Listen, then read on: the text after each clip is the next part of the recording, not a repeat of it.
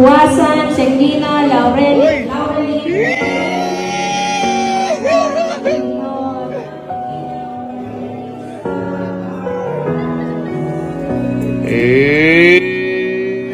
Okay.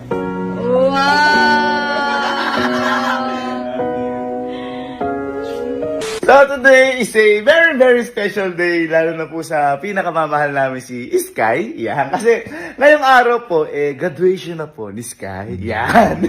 Kung papanin niyo po, napakaaga po natin nakagate up ngayon. Kasi syempre, una sa lahat, gusto ko pumunta at hindi po pwedeng wala ako doon. Syempre, si Sky yan eh. At saka pangalawa, last month pa po kasi kami iniimbita ni Sky. Last month pa po kami ini-invite ni Sky dito. Hindi pa po nag-a-announce si teacher niya kung kaya graduation. Hindi pa nag-a-announce si teacher niya kung gagraduate siya.